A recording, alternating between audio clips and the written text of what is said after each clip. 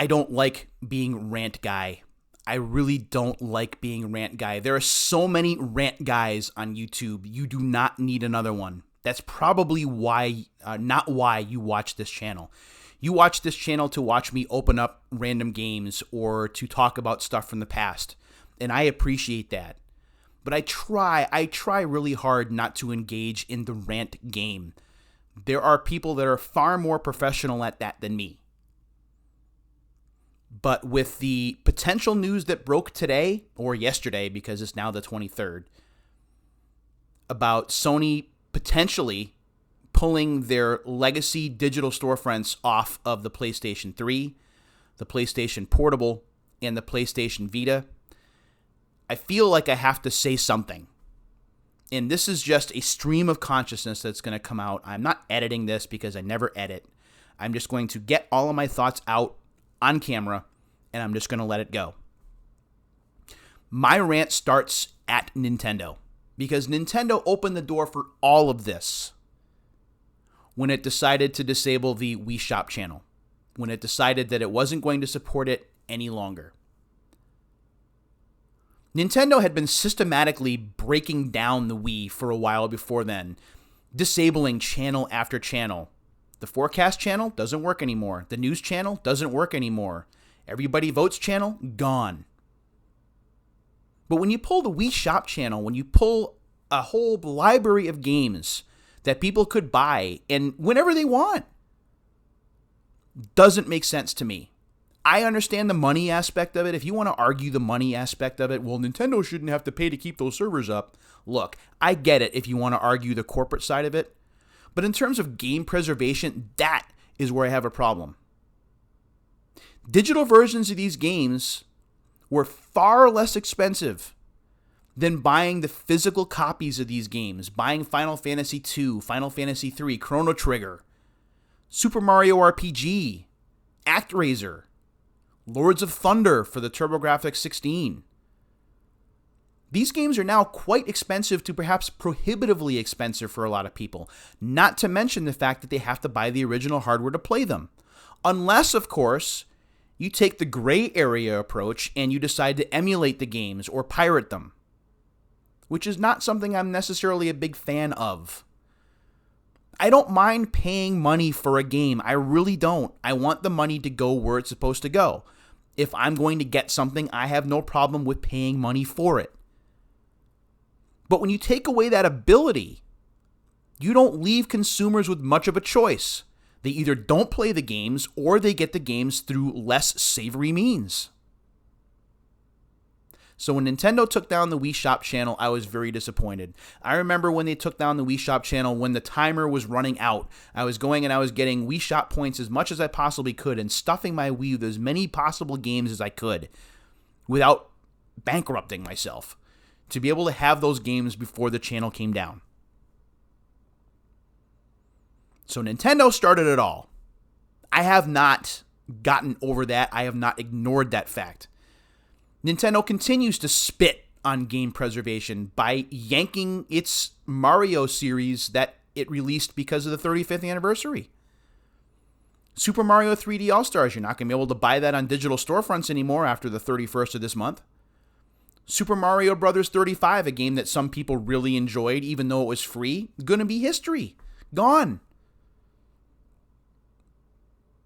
I don't understand it.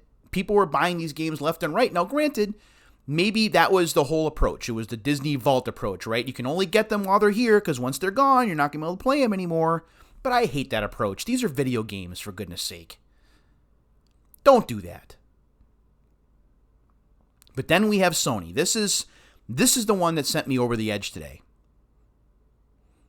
In all honesty, I'd been thinking about picking up another PlayStation 3. I was thinking about picking it up for the bedroom because I don't have a Blu-ray player anywhere in the house, so I don't have anything to play my discs on. And it would be nice to have a video game system in the bedroom to be able to play if I can't sleep at night or if I'm not feeling well. So I thought that would make sense. And it made even more sense because I have a bunch of digital content that I had purchased when I had my PlayStation 3 between 2008 and 2013 or whatever it was that I finally got rid of it. I had a decent amount of digital stuff locked up. And there was more that I wanted. If I really got the system and I was interested in getting it, there was a whole ton of different stuff that I wanted to get and I would have spent money on if I had it. But now comes this news that maybe, potentially, rumored that Sony's going to pull down the PlayStation 3 digital marketplace and is going to pull down the PSP marketplace on July 2nd. 3.5 months. Don't think for a minute that PlayStation 3 hardware isn't going to go up in value because people are going to realize that they only have X amount of time to be able to take advantage of these things. Yeah, it's going to become more expensive and probably going to price me out of getting one, which is a shame.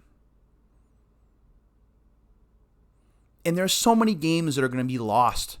Sony has not supported PlayStation 1, either the PlayStation Classics version, the all digital, or disc-based playback in 2 generations now.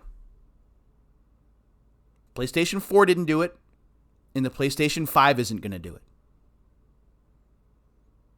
Sony continues to ignore its awesome legacy in console video gaming. The original PlayStation put Sony on the map. They were a third-party publisher, for goodness sake. Nintendo left them at the altar. The PlayStation was their revenge. It was their coronation. The PlayStation, to me, is an awesome console. I love it. I've opened games for the console on this channel. I have high regard for the original PlayStation and for what it accomplished for Sony and what it did for console gaming in general. Sony doesn't care. Look at the PlayStation 2. One of the best-selling video game consoles ever. Sony doesn't care. After some backwards compatibility with old PlayStation 3 hardware, they phased it out because it was too expensive. And then for the PlayStation 4, there were like 20 PlayStation 2 games that were available for purchase using emulation. Anything could be emulated, but they never bothered. And when you look back at anniversaries, release anniversaries, Nintendo celebrates these anniversaries readily. Sony, If it's not PlayStation 4 or PlayStation 5, we don't give a damn. I don't understand the mindset.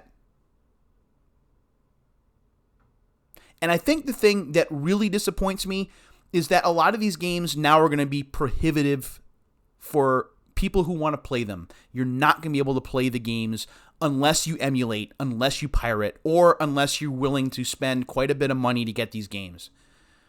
Original PlayStation RPGs are not inexpensive.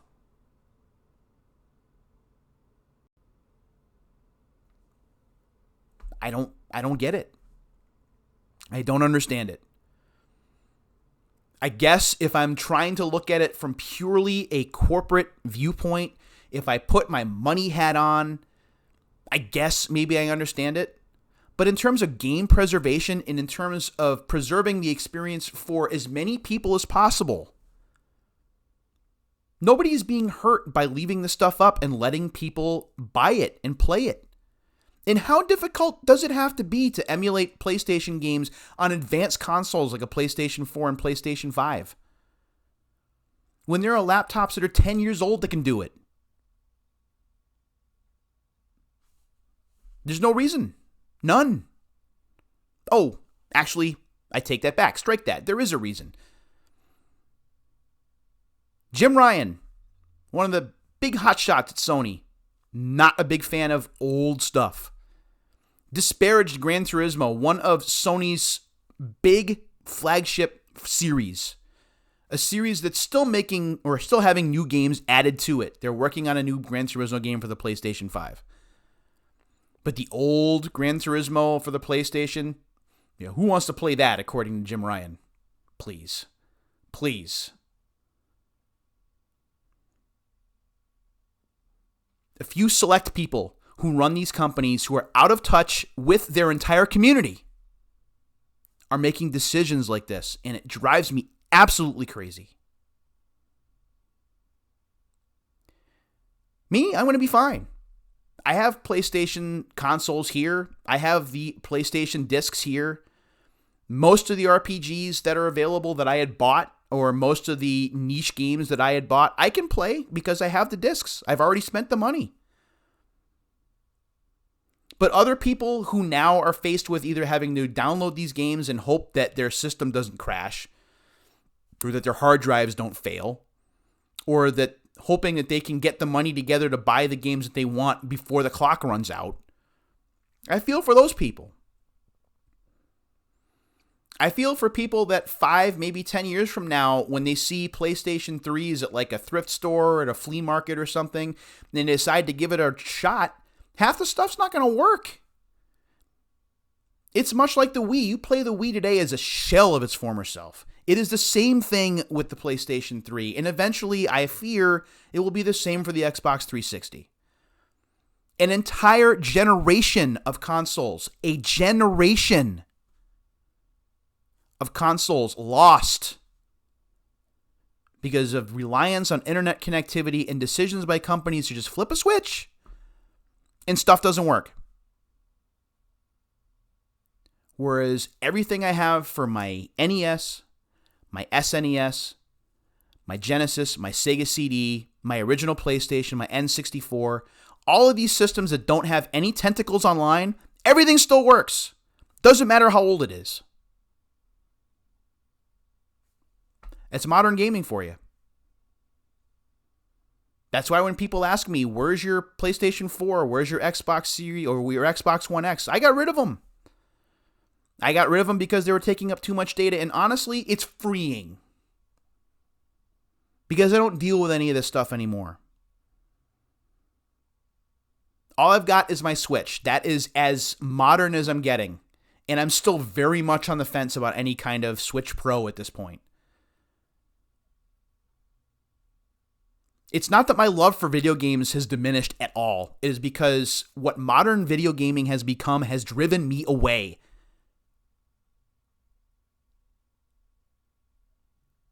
After 45 years, almost 50 years, video games, the corporate feeling behind video games, how transparent it's all become, is driving one of its biggest fans and myself away. And stuff like this is not helping one bit. It is a damn shame. And I hate to think about what will happen next.